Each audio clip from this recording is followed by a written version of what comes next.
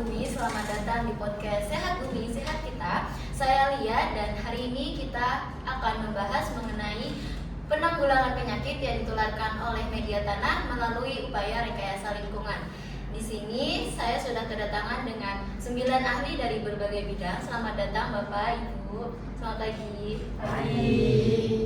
Sebelum itu mari kita kenalan terlebih dahulu. Di sebelah saya ada Dr. Nauli sebagai ahli epidemiologi, kemudian ada Insinyur Siti sebagai insinyur lingkungan, ada Dr. Naila sebagai ahli kesehatan masyarakat, ada Profesor Imron sebagai ahli mikrobiologi tanah, ada Insinyur Andika sebagai ahli irigasi, ada Dr. Randi sebagai parasitolog, ada Insinyur Dahayu sebagai arsitek lanskap, ada Dr. Gina sebagai ahli pertanian, dan ada Insinyur Hana sebagai ahli pengolahan air. Baik, langsung saja ke topiknya, yaitu apa saja penyakit yang ditularkan oleh tanah dan upaya apa saja yang upaya rekayasa lingkungan. Bisa dimulai dari Dr. Nauli, silakan.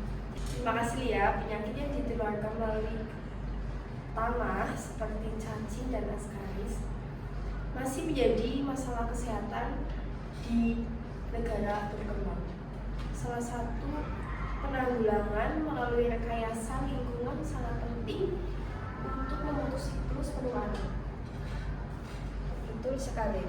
Salah satu upaya yang bisa kita lakukan adalah memperbaiki sistem sanitasi, misalnya dengan membangun toilet yang memadai dan sistem pengolahan limbah yang baik. Saya setuju. Selain itu, kita juga perlu memperhatikan komposisi tanah. Beberapa teknik seperti bioremediasi dapat membantu mengurangi patogen dalam tanah. Bioremediasi adalah proses penggunaan mikroorganisme seperti bakteri atau jamur untuk memecah dan menghilangkan polutan dari tanah. Dalam konteks penanggulangan penyakit yang ditularkan melalui tanah, mikroorganisme ini bisa membantu mengurangi populasi patogen dengan cara mendegradasi bahan organik yang menjadi tempat hidup mereka. Dengan begitu, tanah menjadi lebih sehat dan aman. Luar biasa. Jadi bioremediasi itu tidak hanya membantu mengurangi patogen, tetapi juga meningkatkan kualitas tanah secara keseluruhan. Selanjutnya Dr. Naila sebagai ahli kesehatan masyarakat, yang pastinya masyarakat juga butuh edukasi mengenai hal ini. Ya, benar sekali ya. Untuk masyarakat sangat penting untuk mengetahui tentang kebersihan diri dan kebersihan lingkungan untuk mereka bisa terhindar dari infeksi yang akan diterima. Lalu selain itu, salah satu program yang berhasil dilakukan yaitu mengedukasi ke anak-anak atau komunitas tentang pentingnya mencuci tangan dan menggunakan alas kaki jika keluar untuk menjaga kebersihan diri. Lalu jika di masyarakat itu salah satunya ada penggunaan toilet bersih dan pentingnya membuang sampah di tempatnya untuk menjaga kebersihan lingkungan agar diri kita juga terhindar dari penyakit. Terima kasih Dr. Naila. Berarti pendekatan edukasi masyarakat ini sangat penting ya. Sangat penting. Kemudian dari sisi ahli irigasi, silahkan. Baik, sistem irigasi itu sangat berperan penting.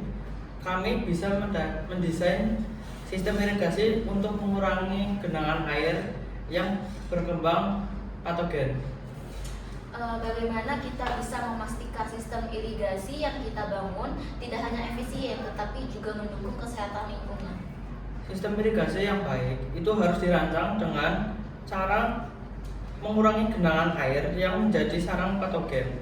Itu dilakukan dengan aliran yang lancar dengan drainase dan aliran yang terkontrol. Menarik sekali, terima kasih Insinyur Andika. Berarti Dr. Randi sebagai parasitolog nih, hal ini pasti sangat penting, terutama di daerah-daerah yang sering mengalami banjir. Ya, benar sekali. Banyak parasit tanah berkembang di lingkungan yang lembab. Mengelola kelembaban tanah bisa menjadi strategi pencegahan yang sangat efektif. Metode apa saja yang bisa diterapkan untuk mengontrol kelembaban tanah? Ya, salah satu satu metode yang umum adalah penggunaan mulsa, yaitu lapisan penutup di atas tanah yang terbuat dari bahan organik seperti jerami dan serasa. Mulsa membantu menjaga kelembaban tanah dengan mengurangi penguapan air, tetapi juga mencegah tanah menjadi terlalu lembab. Selain itu, pengaturan irigasi yang tepat seperti yang disebutkan oleh Insinyur Andika sangat penting untuk memastikan tanah tidak terlalu basah yang bisa menyebabkannya parasit. Terima kasih Dr. Andi. Insinyur Dahayu, bagaimana pendapat Anda sebagai sisi arsitek lanskap? Dari sisi arsitektur lanskap, kita bisa merancang taman dan ruang terbuka yang meminimalkan kontak langsung dengan tanah yang berisiko dengan potensi terkontaminasi.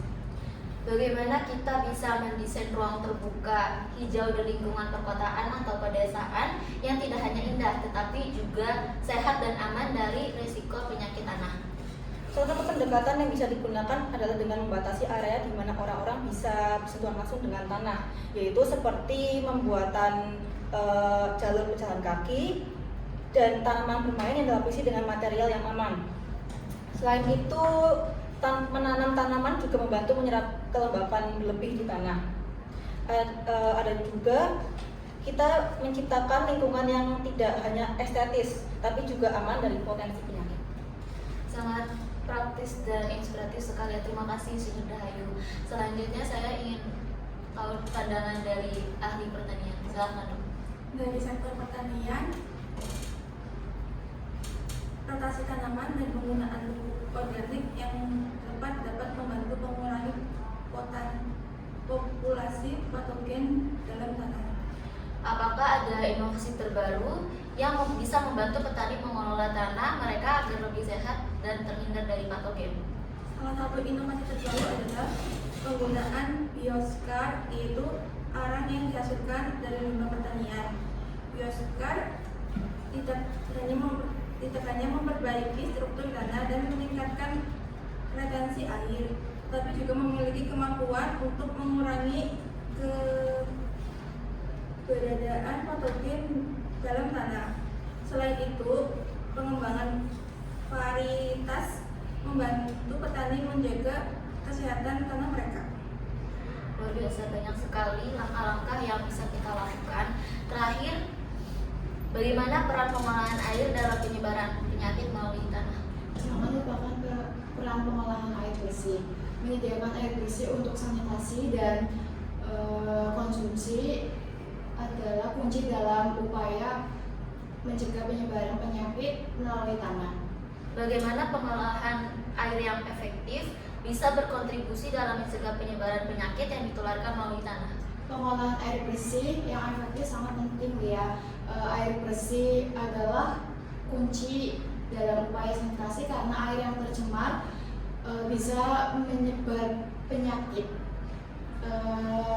Teknologi seperti filtrasi dan desinfeksi secara krusial dalam upaya sanitasi untuk benar-benar bebas dari kontaminasi patogen.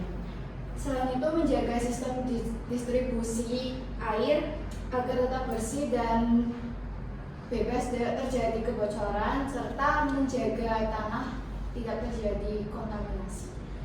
Masya Allah, luar biasa sekali ya, betapa semua aspek ini sangat berkaitan untuk menciptakan lingkungan yang sehat. Kemudian Dr. Nauli, apakah Ibu bisa mengambil poin-poin utama yang telah kita bahas?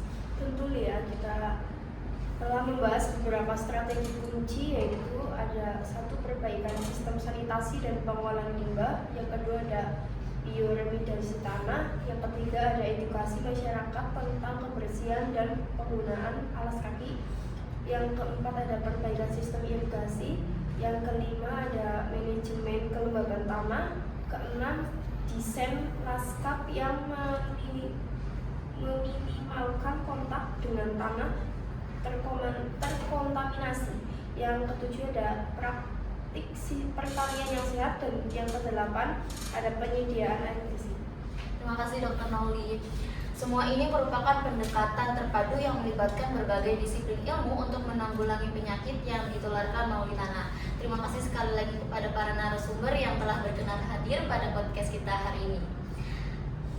Terima kasih kembali atas kesempatannya. Senang bisa ikut berpartisipasi dan saling berbagi ilmu. Itulah pembahasan diskusi kita hari ini tentang penanggulangan penyakit yang ditularkan melalui tanah melalui upaya rekayasa lingkungan. Semoga bermanfaat bagi teman-teman semua dan terima kasih telah bergabung. Sampai jumpa di episode Sehat Bumi Sehat kita berikutnya, di mana kita akan terus membahas cara-cara untuk menjaga kesehatan lingkungan dan diri kita. Tetap sehat dan sampai jumpa.